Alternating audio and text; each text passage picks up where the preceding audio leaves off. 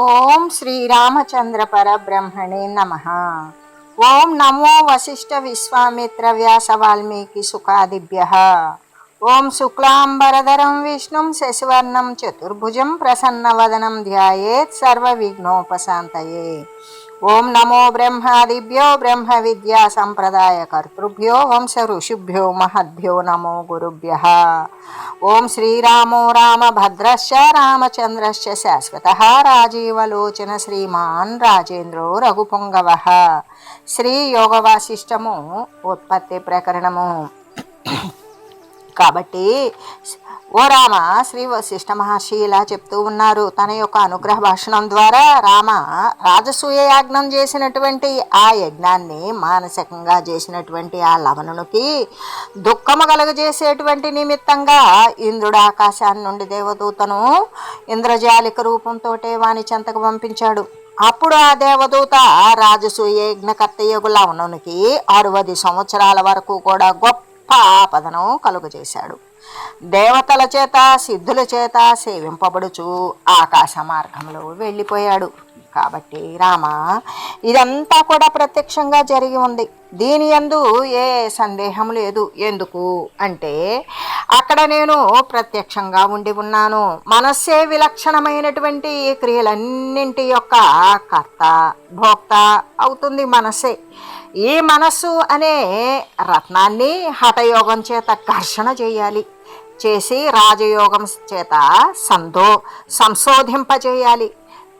చేసినప్పుడు ఏ విధంగా అంటే సూర్యరశ్మి యందు మంచు బిందువు ఏ విధంగా నశించిపోతుందో అలాగే ఈ యొక్క హఠయోగ రాజయోగాల చేత నిర్వికల్ప సమాధి యందు దానిని నిక్షిప్తం చేయాలి. అప్పుడే తత్వ సాక్షాత్కార రూపమైనటువంటి వివేకం ఉదయిస్తుంది. అటువంటి వివేకంతోటే నీవు మోక్షము అనబడేటువంటి శ్రేయాన్ని నీవు పొందగలుగుతావు. ఈ చిత్తమే జీవులందరినీ కూడా మోహపరిచేటువంటి అవిద్య అని నీవు తెలియవు. ఈ అవిద్యే విచిత్రమైనటువంటి ఇంద్రజాలము చేత ఈ జగత్తు అంతా కూడా ఉత్పన్నం గావిస్తూ ఉంటుంది. ఎలాంటిది అంటే ఇక్కడ మనం వృక్షమన్నా చెట్టన్నా తరువన్నా ఇటువంటి శబ్దాలు అనేకమైన అర్థం ఒకటే అయినట్లుగా ఈ అవిద్య అన్నా చిత్తమన్నా జీవుడన్నా బుద్ధి అన్నా మున్నగవాని యందు ఎటువంటి భేదము లేదు. ఇలా ఎరిగిన వాడవై నీవు చిత్తాన్ని సంకల్పం లేకుండా చెయ్యి. అలా చేసినట్లయితే చిత్త నైర్మల్యము అంటే చిత్తము మాలిన్యరహితంగా తయారై సూర్యుడు గనక ఉదయిస్తే అంధకారం ఏ విధంగా నశిస్తుందో చిత్తము యొక్క మాలిన్యరహితము చేత అజ్ఞానము అనేదంతా సమసిపోతుంది. అప్పుడు ఎవరి యొక్క చిత్తము లయము చేత వారికి వారే చేసుకోవలియు. అందుకని స్వచిత్త లయము చేత లేక స్వవిద్యా వినాశాదాల చేత అంటే ఎవరికి కలిగినటువంటి అవిద్య వారి ద్వారానే వినాశం చేయడం ద్వారా కేవలము నీ యొక్క అవిద్యా కాలం మాత్రము నివర్తించుననియు సర్వుల అదృష్టము చేత కూడా ఉత్పన్నమైన అవిద్యా కార్యానికి కారణము నీ చిత్వాదులు కానందున అవి నివర్తింపదని తలంపకము. ఎలాగంటే సర్వుల యొక్క అదృష్ట కార్యాన్ని ఉపభోగ్య పదార్థాలను అవిద్యా కార్యమే అవుతుంది కదా. కాబట్టి సర్వాత్మకముకు స్వాత్మ దర్శనము చేతనే దర్శితము కానిది, ఆత్మవంతము కానిది, త్యజించకుండా ఉండేది, దాని ద్వారా బాధితము కానిది అయినా ఆత్మీయము కానీ పరకీయము కానీ కానిది అయినటువంటి పదార్థమే ఉండదు కదా. అట్టి స్వాత్మ దర్శనము చేత అంతా కూడా ఎల్ల కాలములందు కూడా సర్వరూపమైన ఆత్మయే అయి వెలుగుతూ ఉంటుంది. ఇదే పరమార్థ స్థితి అని బోధించి భావరాశిస్తదా బోధ సర్వం యాత్యేక పిండతాం విచిత్రమృద్భాండగణో యథా పక్వో జలే స్థితః అపక్వములైనటువంటి చిత్ర విచిత్రాలైనటువంటి మృణ్మయ పాత్రలు జలమందు ఏకమగనట్లుగానే, ఏ విధంగా అపక్వము అంటే పచ్చిమట్టితో చేసి దానిని ఎండబెట్టి దానిని కాల్చకపోతే ఏమవుతుంది, ఆ మట్టి నీళ్లతో తడపబడినప్పుడు రకరకాలు ఎన్ని రకాల పాత్రలుగా తయారు చేసిన కుండలు, సట్టులు, తప్పేలాలు, మరి మూకిళ్ళు, ముంతలు, ఇటువంటివి ప్రమిదలు, ఇటువంటివి ఎన్నో రకాల పాత్రలుగా తయారు చేసినప్పటికీ కూడా అది జలములో నీళ్లకి కొరకు ముంచినప్పుడు ఏమవుతుంది, అది జలములోనే ఏకమైపోతుంది, ఆ నీటిలో అది కరిగిపోతుంది. అలాగే ఈ దృశ్య ప్రపంచం కూడా, అందరి సర్వజీవులు కూడా దృశ్య జ్ఞానం అంతా కూడా, దృశ్య జ్ఞానం నందు ఉండేటువంటిది అంతా కూడా బ్రహ్మైకత్వ రూపాన్నే పొందుతుంది. అంతేకాని అంతకు మించి వేరొక రూపాన్ని పొందదు. ఎందుకు అంటే పక్వముగా అనేటువంటి పదార్థము చేత. ఏ విధంగా అంటే జలమనందు ఉంచబడినటువంటి అనేక విధాలైన పచ్చి మట్టి పాత్రలు ఏవైతే ఉన్నాయో అవన్నీ కూడా జలమనందు కరిగిపోయి ఒకే జలంతో లీనమైపోతాయి, అంటే ఒకే జల రూపమైపోతాయి.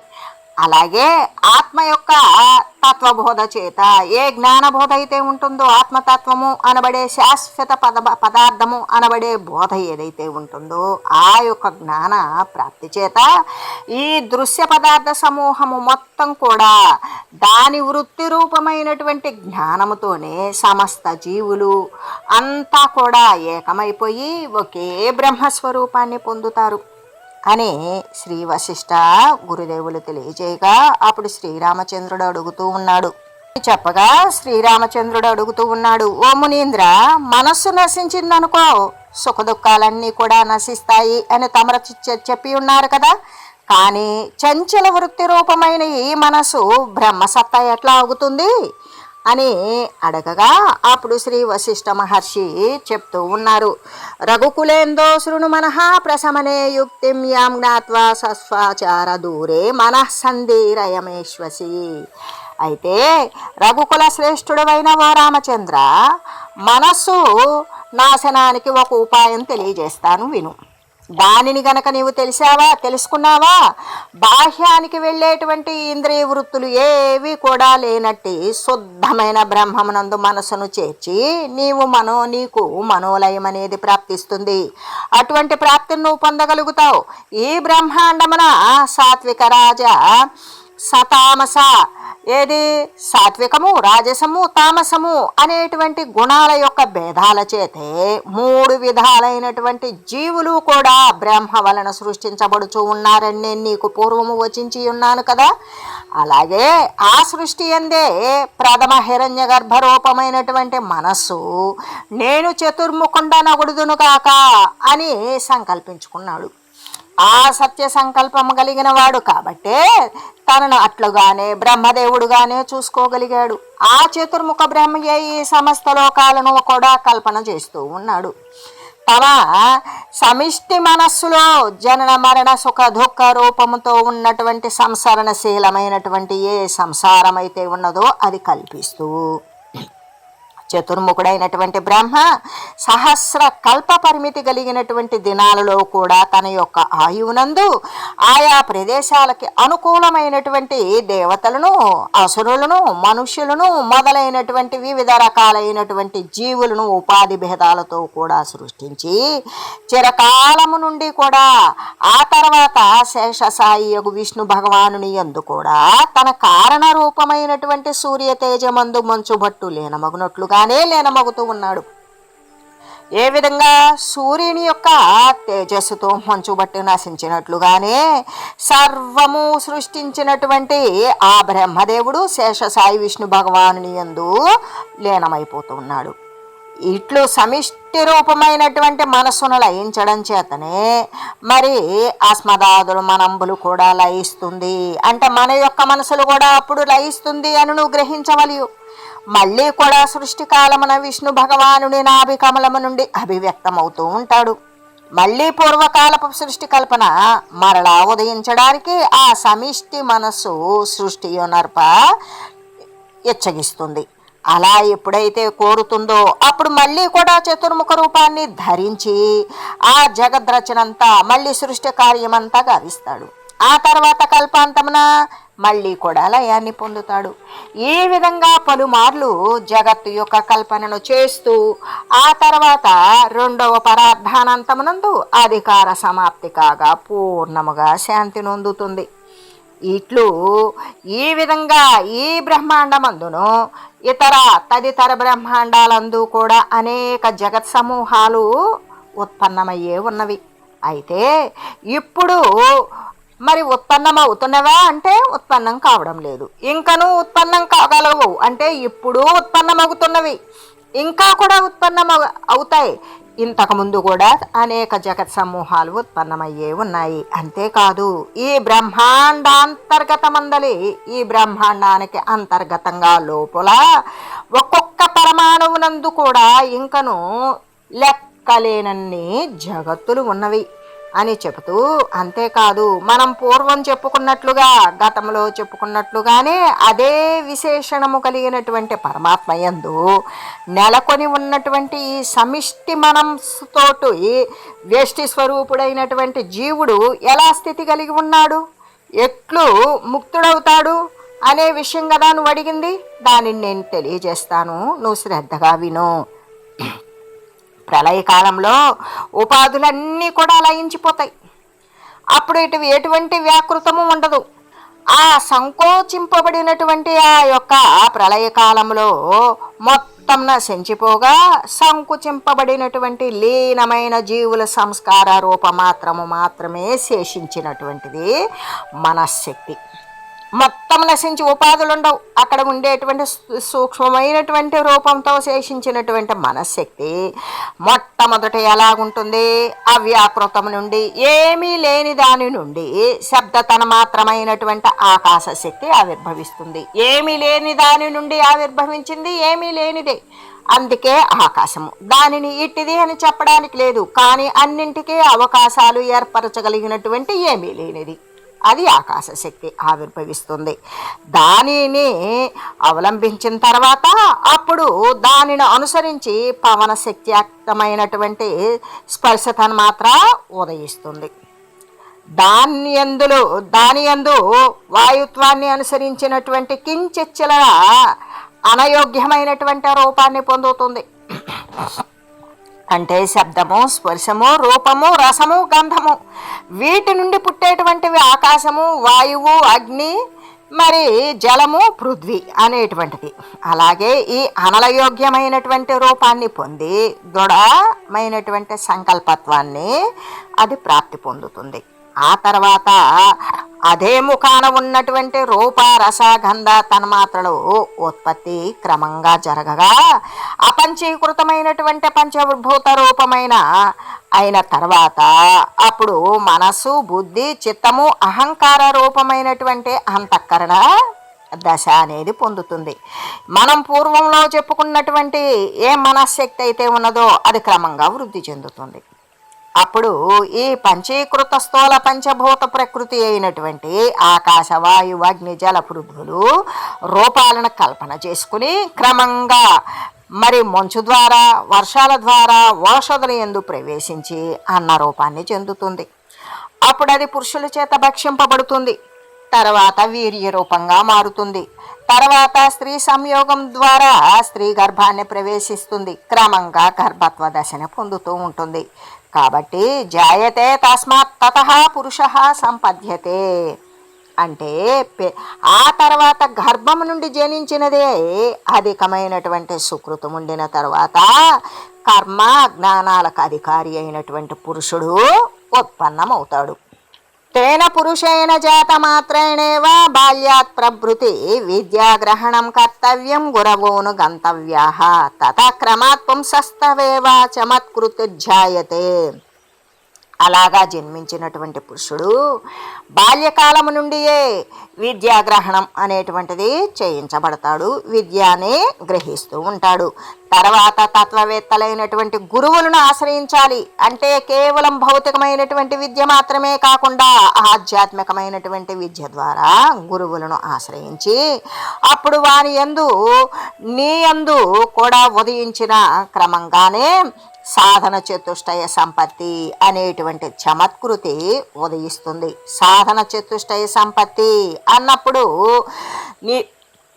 ఈ విధంగా జన్మించినటువంటి పురుషుడు బాల్యకాలం నుండియే విద్యాగ్రహణం చేస్తూ ఉంటాడు. చేసి తత్వవేత్తలైనటువంటి పారమార్థికమైనటువంటి గురువులని ఆశ్రయించాలి. అప్పుడు వాని యందు నీ యందు ఉదయించిన విధంగానే క్రమంగా సాధన చతుష్టయ సంపత్తి అనేటువంటి చమత్కృతి వెలువడుతుంది. ఇక్కడ మనం సాధన చతుష్టయ సంపత్తి అన్నప్పుడు దీనిని గురించి సంక్షిప్తంగా వివరించుకుందాం.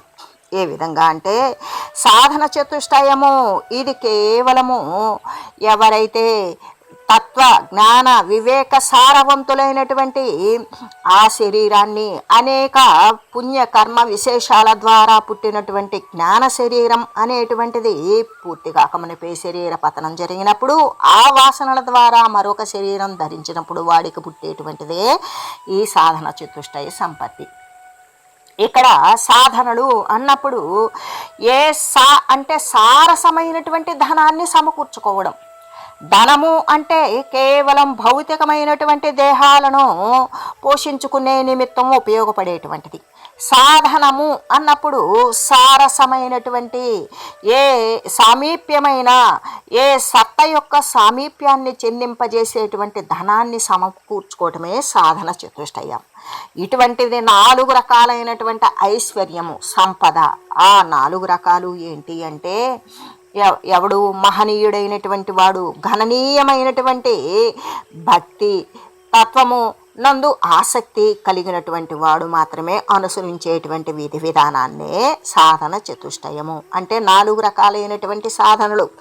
దానిని నిత్యానిత్య వస్తు వివేకము, ఇహమూత్రార్థ ఫలభోగ విరాగము, సమాధి షట్క సంపత్తి, ముముక్షత్వము అనేటువంటిది ఒక్కొక్క విధంగా అంటే ఈ 4 కలిగినటువంటి వాడు ముక్తి తత్వమునందు స్థిరపడినటువంటి వాడే అని చెబుతూ నిత్యానిత్య వస్తు వివేకము ఈ యొక్క జగత్తు యందు ఈ శరీరాంతర్గతంగా ఉన్నటువంటి జ్ఞాన సంపదతో కూడుకొని వాడు నిత్యమేది అనిత్యమేది అని విచారించగలిగినప్పుడు అనిత్యాని శరీరాన్ని అంటే శరీరాలు వస్తూ పోతూ ఉండేటువంటివే కానీ లోపల ఉన్నటువంటి ఏ చైతన్యమైతే ఉన్నదో సర్వత్రా చూస్తూ వింటూ కదులుతూ మెదులుతూ సర్వానికి ఆధారభూతమైన ఉన్నది ఆ సర్వ పరమాత్మ తప్ప మరొకటి కాదు. అది సత్యమైనది. ఈ వచ్చిపోయే స్థితి కలిగినటువంటి దేహాలు దీనితో చూడబడేటువంటి యొక్క దృశ్యమాన ప్రపంచ వస్తుతతి ఇదంతా కూడా అనిత్యమే, ఇదంతా నిలిచేది కాదు అని నిత్యమేది అనిత్యమేది, శాశ్వతమైనదేది స్థిరమైనదేది, అశాశ్వతమైనదేది అస్థిరమైనదేది అనేటువంటి విషయాన్ని తెలుసుకునేటువంటి సాధన మొట్టమొదటగా వానికి కలుగుతుంది. కలిగినప్పుడు ఆ భగవద్ దర్శనం కోసం వాడు ఇక వాని యొక్క స్థితి ఏ విధంగా ఉంటుంది, నిత్యమైన వస్తువునందు వాని యొక్క మనసు స్థిరపడి ఉన్నప్పుడు ఇహమూత్రార్థ ఫలభోగ విరాగము వానికి వెంటనే ఇక ఇహ సంబంధమైనటువంటి విషయాలు ఎందు విరక్తి కలిగి ఉంటాడు. ఎటువంటి విరక్తి అంటే వమనాన్నాన్ని చూస్తే అంటే వాంతి అయిన తర్వాత పదార్థం వైపు చూస్తే ఎంత ఏహ్యభావంగా ఉంటుందో మరి మూత్ర విసర్జన చేసిన తర్వాత అటువైపు చూడటానికి ఎంత ఏహ్యభావము అసహ్యభావము కలిగి ఉంటామో అలాగే ఈ యొక్క ప్రాపంచక సంబంధమైనటువంటి శారీరక అవసరాల భోగేచ్ఛా విషయాలు మొత్తం కూడా అటువంటి ఏహ్యంగా అస్థిరమైన పదార్థాలు మరి చంచలమైన పదార్థాల యందు అటువంటి విరక్తత కలిగింది.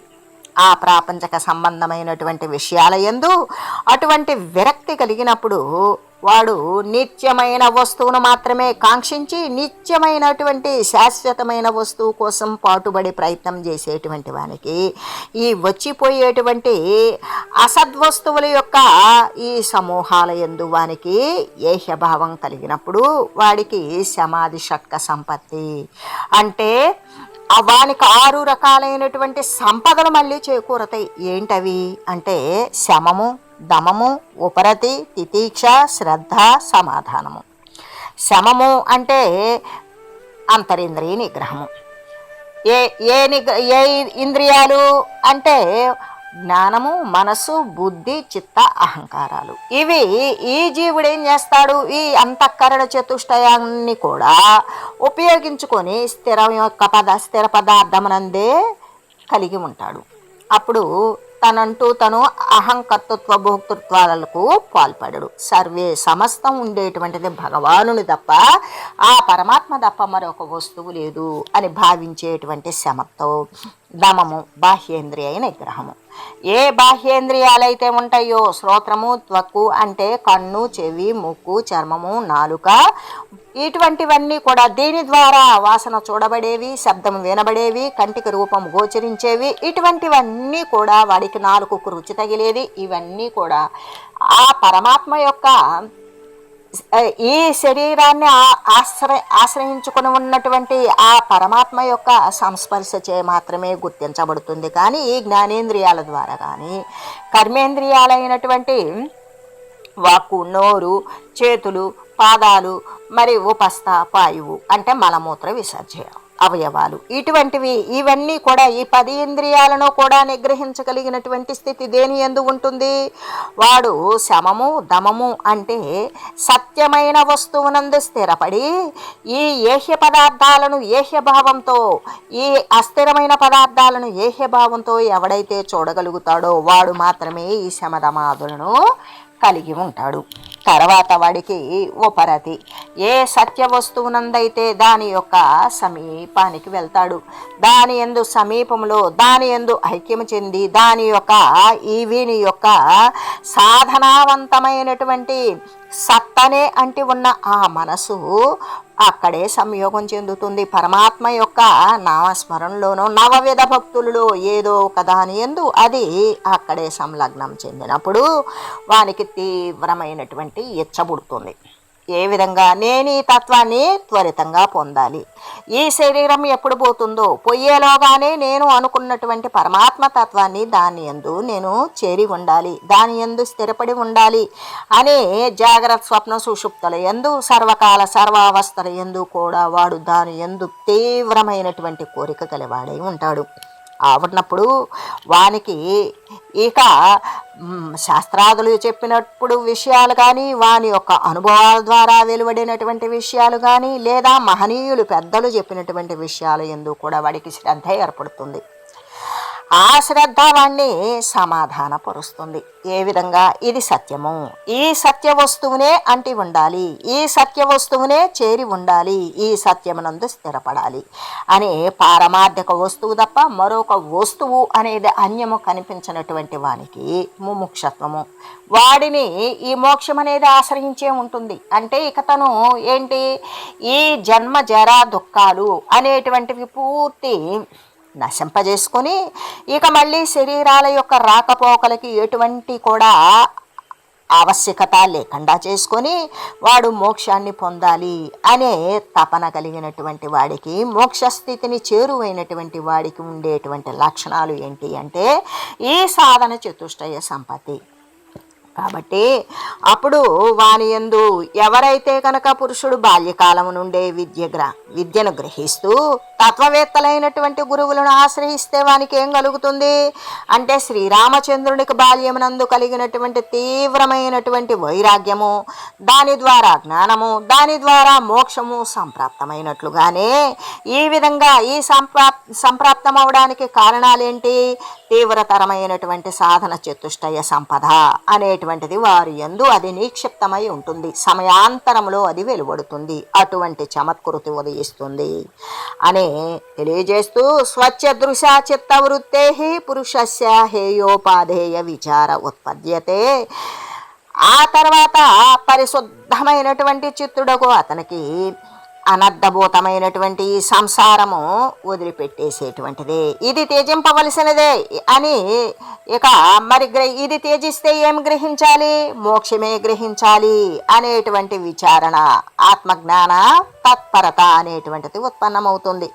త్వాదృగి వివేకవతి సంకలితాభిమానే పుంసే స్థితే విమల సత్వమయాగ్రజాతౌ సప్తాత్మికావా తరతి క్రమశః శివాయ చేత ప్రకాశనకరి నను యోగ భూమి. ఈ విధంగా వివేకంతో కూడినటువంటి నిత్యానిత్య వివేక సంపన్నుడైనటువంటి వాడు వాని యొక్క దేహ మరి అంతర్గతమైనటువంటి మాలిన్యాలను పూర్తిగా నశింపజేసుకొని నిర్మలుడే అవుతాడు. అయి సత్వగుణతో నిండిపోయి ఉంటాడు. అలా ఉన్నటువంటి ఆ బ్రాహ్మణుడు మొదలైనటువంటి ఉత్తమ జాతుల యందు, అంటే ఉత్తమత్వము అనేటువంటిది ఈ సాధన చతుష్టయ కలిగినటువంటి వాడికి, వాడు ఏ వర్ణాశ్రమ జాతికి చెందినటువంటి వాడైనా వాడు ఉత్తమమైనటువంటి బ్రాహ్మణుడే. కాబట్టి ఆ బ్రాహ్మణాది ఉత్తమ జాతులందు స్థితిని పడిసిన అతనికి మోక్షమే, అంటే మోక్ష శ్రేయస్సు, అంటే ఏదైతే వీనికి నిలబాటు స్థిరబాటు శాశ్వతత్వం కలగజేస్తుందో అదే మోక్షము. ఆ మోక్షము అనేటువంటిది అంతకమించినటువంటి శ్రేయం మరొకరికి ఉండదు. కాబట్టి ఆ మోక్ష శ్రేయం కోసం జ్ఞానము చేత చిత్తాన్ని ప్రకాశింపజేసే నేను చెప్పబోయేటువంటి ఏ సప్త జ్ఞాన భూమికలైతే ఉన్నాయో వాటిని నేను క్రమంగా తెలియజేస్తాను. దానివల్ల ఏమవుతుంది? ప్రతి ఒక్కరికి కూడా సాధన చతుష్టయ సంపత్తి ఉన్నటువంటి వారికి సప్త జ్ఞాన భూమికలను వాడు అధిరోహించే ఉంటాడు అని చెబుతూ, అంతేకాదు మరి జన్మించినటువంటి పురుషుడు బాల్యకాలం నుండే విద్యాగ్రహణ చేస్తూ తత్వవేత్తలైనటువంటి గురువులను ఆశ్రయించిన తర్వాత అప్పుడు వాని యందు కూడా నీలాగానే సాధన చతుష్టయ సంపత్తి అనేటువంటి చమత్కారం జ్ఞానం ఉత్పన్నమవుతుంది. చిత్తం ఎప్పుడైతే నిర్మలమైందో అట్టి నిర్మల చిత్తవృత్తి యొక్క దృష్టి చేత మనుజునకు ఇది సంసారము అనేటువంటిది అనర్థమైనటువంటిది. ఈ అనర్థమైన దాన్ని వదిలివేయవలసిందే. ఈ శరీరాలు మళ్ళీ వస్తూ పోతూ దీని యందు మధ్యలో స్థితి అనే క్రమంలో అనేక సుఖ దుఃఖాలకు లోనవుతూ మళ్ళీ రకరకాల ఉపాధులు తీసుకొచ్చుకునేటువంటి సంసారం అనేటువంటిది బహు అనర్థమైనది.